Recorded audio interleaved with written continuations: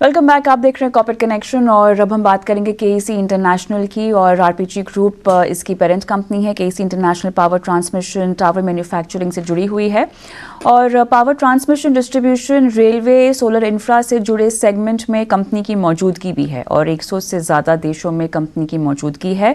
Dubai, Brazil, Mexico में 8 plant है company के। कंपनी की 4,22,000 MTP से ज़्यादा मैन्युफैक्चरिंग क्षमता भी है। कंपनी को हाल ही में 11.8 बिलियन का ऑर्डर भी मिला है। कंपनी की ऑर्डर बुक, चुनौतियां और विस्तार योजना जैसे मुद्दों पर हमारे साथ जुड़ गए हैं कंपनी के MD CEO विमल केजरीवाल। विमल जी, आपका स्वागत है हमारी इस बेहद खास पेशकश में। और चलिए यहाँ पर सवालों को भी हम लेते हैं एक एक करके। और सबसे पहले तो हम ऑर्डर्स की ही बात करते हैं, जहाँ पर थोड़ा सा ऑर्डर फ्लो में कमी आती हुई दिखाई दे रही है। अगर हम पहले की तुलना में इसको देखना चाहें, गाइडेंस के तौर पर अगर देखें तो 22,000 करोड़ दिया है 25,000 करोड़ के बदले।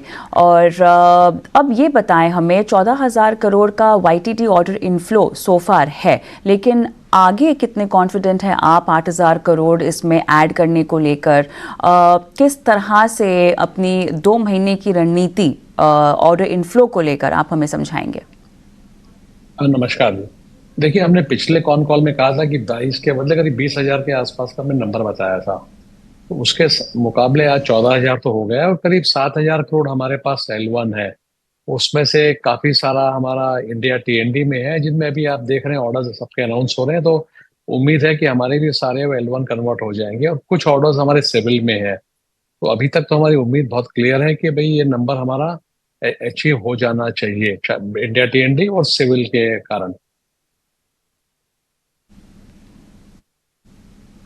केजरीवाल जी, यहाँ पर ये बताएं कि सोलर EPC पोटेंशियल्स को लेकर किस तरह से आप आगे बढ़ रहे हैं, इस पूरे वर्टिकल के बारे में बताइए। देखिए, सोलार में क्या हो रहा है कि हम लोग बहुत ज्यादा बुलिश नहीं थे, लेकिन जब से सरकार ने कहा कि हमको सोलार लगाना है, 180 गीगावाट लग गया और बोले 500 गीगावाट करना है रिन्यूएबल में हमारे को 2030 में। और तब से हमने थोड़ा उस पर ध्यान देना शुरू किया। अभी हम एक 600 मेगावाट का प्रोजेक्ट ऑलरेडी कर रहे हैं कर्नाटका में, और कुछ और प्रोजेक्ट्स में बिड कर रहे हैं। इसमें देखिए, चेंज क्या, दो तीन चीजें चेंज हुई है। एक तो क्या, प्रोजेक्ट साइजेस बढ़ गई है, 500 मेगावाट के हो रहे हैं, गीगावाट वगैरह के हो रहे हैं। सेकेंडली, EPCs की लाइबिलिटीज अब काफी कम हो गई है। पहले बहुत ज्यादा लाइबिलिटीज हो रही थी, इसलिए हमने कम कर दिया था काम करना इसमें। तीसरा, जो सोलर मॉड्यूल्स वगैरह है, वहां पे अब in most of the cases अब डेवलपर अपने पास लेने लग गए। तो सबसे ज्यादा वोलेटिलिटी सोलर मॉड्यूल के प्राइस में थी और उससे EPC के मार्जिन से बहुत इम्पैक्ट हो रहा था। अब ये सब जब जब ये इश्यूज रिजॉल्व हो गए हैं और EPC सोलर करने के लिए बहुत ज्यादा लोग नहीं है, गिनती से 3-4 लोग हैं जो 500 मेगावाट इतने बड़े प्रोजेक्ट कर सकते हैं। इसलिए भी हमने उस पर ध्यान देना शुरू किया है, बिडिंग शुरू किया। तो मेरे हिसाब से अगले साल FY25 में क्लियरली दिखेंगे कि 2-3 प्रोजेक्ट हमको मिलने चाहिए। चलिए, TND सिविल सेगमेंट्स की अगर हम बात करें तो यहाँ पे अच्छे खासे इन्फ्लोज आते हुए हमें दिखाई दे रहे हैं। लेकिन किस तरह से आप, क्योंकि बहुत सिलेक्टिव हैं अपने रेलवेज को लेकर, आपको ग्रोथ अपॉर्चुनिटी इन तमाम सेगमेंट्स में और की ड्राइवर्स के लिहाज से क्या क्या उभरता हुआ दिखाई दे रहा है? देखिए, एक तो पहले तो इंडिया TND सबसे बड़ा ड्राइवर है। तो इस साल भी हमारे order book, order intake plus L1 मिला के 6,000 करोड़ से ऊपर है, जो मैंने बहुत सालों से आई डोंट थिंक कभी देखा है हमने। तो एक एक तो वो बहुत क्लियर है। सिविल में भी हमारी रेवेन्यू करीब 35% बढ़ रही है इस साल में, अगले साल भी 35% बढ़ेगी। ऑर्डर बुक करीब 10,000 करोड़ है, उसमें काफी पोटेंशियल दिख रहा है।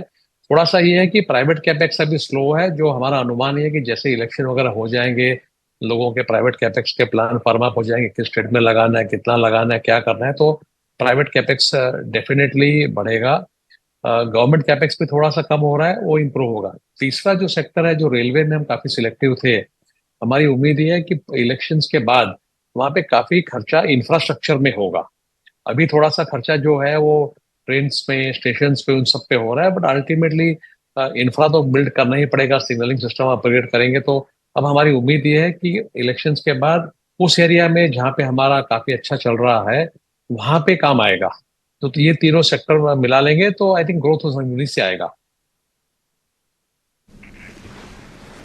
और राइट केजरीवाल साहब, बहुत बहुत धन्यवाद, समय निकाला आपने और इस पेशकश में शिरकत की और तमाम ऑर्डर इनफ्लो और तमाम बातों पर आपने गाइडेंस दी। धन्यवाद। ओके, अभिषेक मेरे साथ जुड़े हुए हैं, हमारे आज के मार्केट एक्सपर्ट। अभिषेक, कोई कमेंट केसी इंटरनेशनल पर? देखिए, केईसी एक बहुत ही अच्छी कंपनी है वर्किंग इन दिस स्पेस, जो ईपीसी स्पेस है। और जैसे कि हम देख रहे हैं ओवरऑल इंडिया में काफी इन्वेस्टमेंट्स हो रहा है अक्रॉस द स्पेक्ट्रम, पावर में, रेलवेज में, जैसे अभी इन्होंने कहा। तो ग्रोथ, ऑर्डर बुक काफी स्ट्रांग है और मेरे हिसाब से मार्जिन्स भी डिसेंट कंटिन्यू होने चाहिए। इनका एक दो बड़े इंटरेस्टिंग प्रोडक्ट्स हैं जो इन्होंने रिसेंटली लॉन्च किए हैं। एक तो जैसे इलेक्ट्रिक व्हीकल का जो केबल है, चार्जिंग केबल, ये लॉन्च किया इन्होंने। तो ये कंटिन्यूअसली एक जो इनोवेशन आ रहा है कंपनी से, मेरे हिसाब से ये अच्छा पॉइंटर है कि management is focused on growth, on doing new things. तो मेरे हिसाब से ये अच्छी कंपनी है। हमको जो निवेश करना चाहते हैं वो देख सकते हैं। शुक्रिया अभिषेक, समय निकाला और दर्शकों का मार्गदर्शन किया। इसी के साथ